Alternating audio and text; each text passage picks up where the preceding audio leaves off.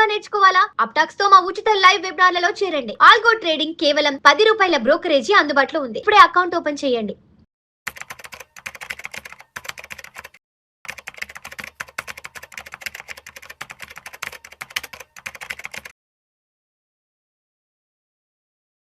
నమస్తే, నేను మీ వెల్తీ చక్రధర్.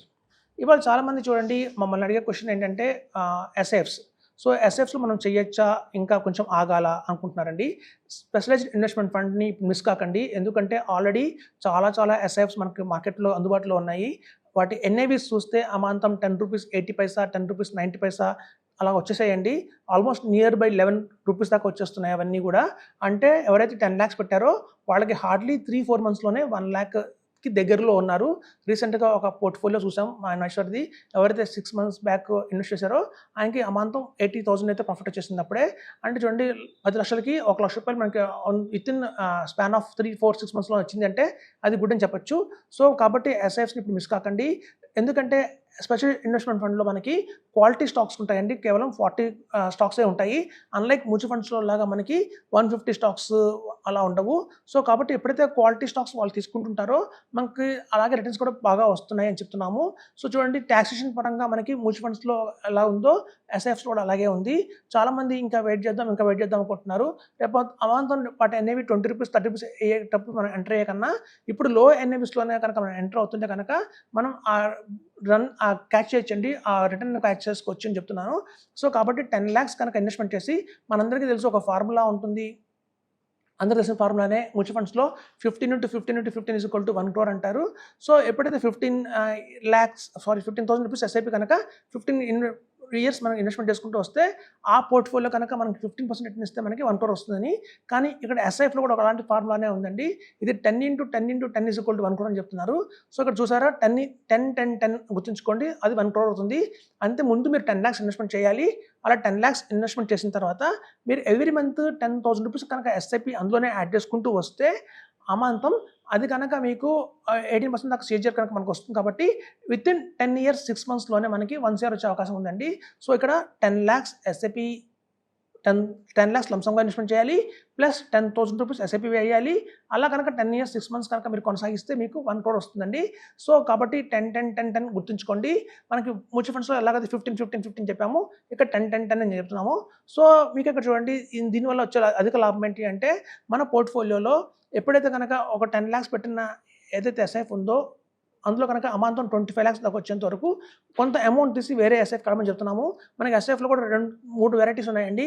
ఒకటేమో ఫ్లెక్సీ క్యాప్ మోడల్లో ఒక ఎస్ఐఎఫ్ దొరుకుతుంది, దాన్నే ఈక్విటీ లాంగ్ షార్ట్ ఫండ్ అంటారు. అలాగే mid cap and small cap కాంబినేషన్లో ఒక ఎస్ఎఫ్ అందుబాటులో ఉంది, అదే ఎక్స్ టాప్ 100 అంటున్నాం దాన్ని. అలాగే సెక్టర్ ఓరియంటెడ్గా మనకు ఒక ఎస్ఐఎఫ్ అయితే ఉంది మార్కెట్లో. సో ఇట్లా మనం ఎస్ఐఎఫ్స్లో కూడా 3 కేటగిరీస్ అయితే ఉన్నాయి బేసికల్గా. అన్లైక్ మ్యూచువల్ ఫండ్స్ చూస్తే మనకి ఒక చాలా వెరైటీస్ ఉంటాయి. సో ఇందులో అలా కాదు, క్రిస్పీగా 3 ఉన్నాయండి మనకి. ఇందులో కనుక ఎవరైతే ప్రాంప్ట్గా పెడతారో ఒక ఫ్లెక్సీ క్యాప్ మోడల్ తీసుకోండి, లేదా ఎక్స్100 తీసుకోండి. మీరు ఎప్పుడైతే 20 lakhs and above me corpus build అయిందంటే అందులో నుంచి కొంత తీసి వేరే పోర్ట్ఫోలియోకి స్ట్రాటజీకి వెళ్ళండి. సెక్టర్కి మేము అంతగా రికమెండ్ చేయట్లేదు ఇప్పుడే, సెక్టర్కి అయితే కొంచెం టైం పడుతుందండి. కానీ వేరే ఈక్విటీ ఫ్లెక్సీ క్యాప్ మోడల్లో ఉన్న ఈక్విటీ లాంగ్ షార్ట్ ఫండ్ కానివ్వండి, అలాగే mid cap and small cap కాంబినేషన్లో వస్తున్న ఈ X100 కానివ్వండి, మీరు అమాంతం డే 1 నుంచి ఇప్పటి నుంచి వేసేసుకోవచ్చు.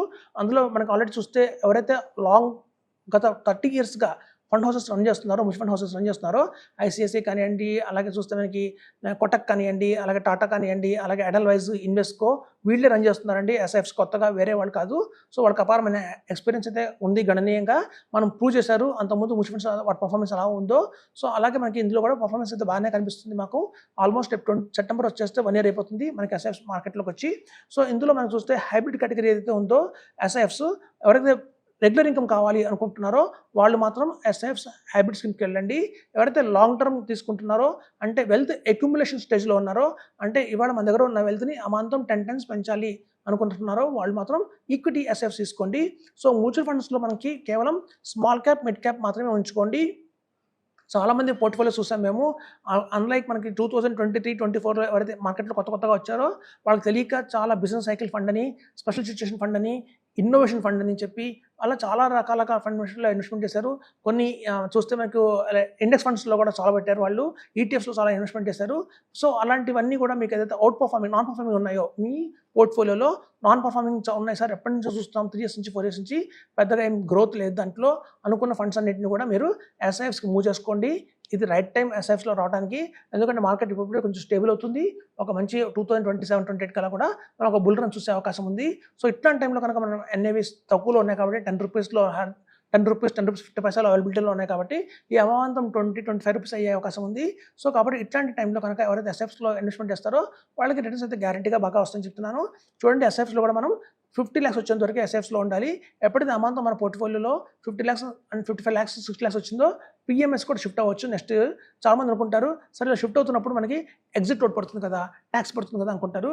చూడండి, ఎగ్జిట్ లోడ్స్ ట్యాక్స్ అనేవి చాలా సింపుల్, చాలా చిన్న అనుకోవాలి. సపోజ్ ఇప్పుడంటే టీవీస్ అన్నీ మనకి వాల్మార్ట్ వస్తున్నాయి. సో మా చిన్నతనంలో టీవీలు అన్నీ కూడా పోర్టబుల్ టీవీ ఉండేది, బ్లాక్ అండ్ వైట్ టీవీ. అక్కడి నుంచి ఒక కలర్ టీవీ వచ్చింది. ప్రతి ఒక్క టీవీకి కింద టీవీ స్టాండ్ అనేది ఒకటి ఉంటుంది. మనం ఇంపార్టెన్స్ దేనికి ఇస్తామంటే టీవీకి ఇస్తామా, టీవీ స్టాండ్కి ఇస్తామా? ఫస్ట్ టీవీ కొంటాం, తర్వాత స్టాండ్ కొనుక్కుంటాం. అంతేకాని టీవీ స్టాండ్ ముందు కొని తర్వాత టీవీ కొనము. సో అలాగేనండి, మన రిటర్న్ ఏదైతే ఉంటుందో మన రిటర్న్ని మనం టీవీ లాంటిది, ఈ ట్యాక్సెస్ ఎగ్జిట్ లోడ్ అనేవి టీవీ స్టాండ్ లాంటిది. సో మనం ప్రయారిటీ ఇవ్వాల్సింది మన రిటర్న్కి. మనం ఎప్పుడు కడతాం ట్యాక్స్ అంటే మనకు వచ్చిన ప్రాఫిట్ 100 రూపీస్ వస్తే అందులో 80 రూపీస్ మనకి, 20 రూపీస్ గవర్నమెంట్కి. సో మనం ఈ 80 రూపీస్ని మనం అలా ప్రాపర్గా మల్టిప్లై చేస్తున్నాం అనేది మోస్ట్ ఇంపార్టెంట్ చూడాలి. ఆ వెళ్ళిపోతున్న 20% కోసం 12.5% కోసం చూడకూడదు. అలాగే ఎగ్జిట్ లోడ్స్ కూడా మనం చూస్తే 1 year దాకానే 1% ఉంటుందండి ఎగ్జిట్ లోడ్. మనకి 1 year లెస్ దాన్ 1 year అయితే కనుక చాలా మందికి తెలియని విషయం ఏంటంటే కొన్ని ఎగ్జిట్ లోడ్స్ మొత్తం ఇయర్కి 1% అనుకుంటారు.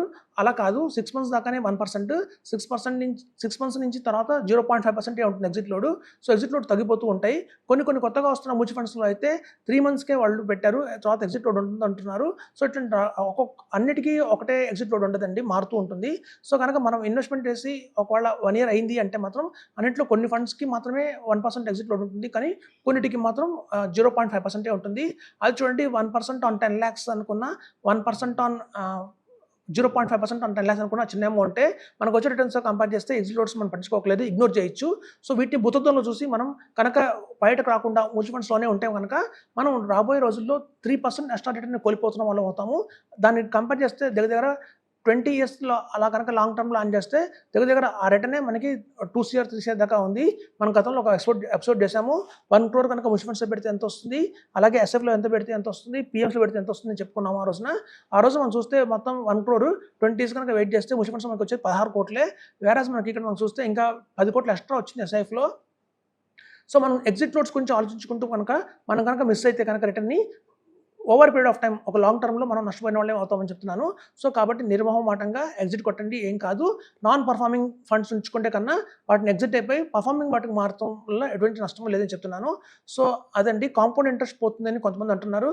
సార్ సపోజ్ మీ దగ్గర ఒక ఫండ్ ఉంది, బాగానే పర్ఫామ్ చేస్తుంది, దాన్ని తీసి వేరే దానికి వెళ్తే కాంపౌండ్ ఇంట్రెస్ట్ పోతుందేమో అని భయపడతారు చాలామంది. ఇది కూడా ఒక మిత్ అండి మార్కెట్లో. ఎందుకంటే మనం ఒక ట్రైన్ దిగి వేరే ట్రైన్ ఎక్కుతున్నప్పుడు రెండు ఒకటే స్పీడ్లో వెళ్తున్నప్పుడు మనకి ఎట్లాంటి ప్రాబ్లం అయితే రాదండి. మనం సపోజ్ ఒక ట్రైన్ దిగి మళ్ళీ ఒక ఎడ్ల బండి ఎక్కామనుకోండి, అప్పుడు తేడా వస్తుంది.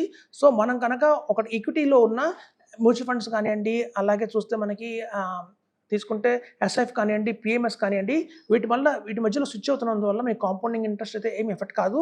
ఎందుకని చూడండి, మనం మ్యూచువల్ ఫండ్స్ ఒక బస్సు అనుకుందాము, మనం బస్సు దిగి ఒక ట్రైన్ లాంటి ఎస్ఐఎఫ్కి వెళ్తున్నాము. సో స్పీడ్ ఇంకా పెరిగింది తప్ప తగ్గలేదు. సో అట్లాంటి వాటికి వెళ్ళడం వల్ల మీకు కాంపౌండ్ ఇంట్రెస్ట్ ఏం నష్టపోదు. అలాగే రేపొద్దున ఎస్ఐఎఫ్లో మీకు వచ్చింది 50 lakhs వచ్చింది. సో మన ఎస్ఐఎఫ్ని మనం ట్రైన్తో కంపేర్ చేస్తున్నాము, వేరే పిఎంఎస్ని మనం ఫ్లైట్ అనుకుంటున్నాం, ఏరోప్లెయిన్. సో మనం ట్రైన్ దిగి ఏరోప్లెయిన్ ఎక్కడం వల్ల మంచిదే తప్ప స్పీడ్ ఇంకా పెరిగింది తప్ప తగ్గలేదు. సో కాబట్టి కాంపౌండ్ ఇంట్రెస్ట్ ఎప్పుడు కూడా మీరు నష్టపోవట్లేదు. మీరు మనం బస్ నుంచి ట్రైన్కి, ట్రైన్ నుంచి ఫ్లైట్కి ఎలా మారుతామో అట్లాగే మీరు మ్యూచువల్ ఫండ్స్ నుంచి ఎస్ఐఎఫ్స్కి, ఎస్ఐఎఫ్స్ నుంచి పిఎంఎస్కి మారిపోండి. సో అలా ఎవరైతే మారుతూ వెళ్తారో వాళ్ళే మనకి క్రోర్స్ అనేది అక్యుములేట్ చేస్తారు. అంతేగాని అక్కడ మనం మ్యూచువల్ ఫండ్స్లోనే కంటిన్యూ చేస్తే మాత్రం మనకి రిటర్న్స్ అయితే అనుకున్నట్టుగా రావని చెప్తున్నాను. Thank you.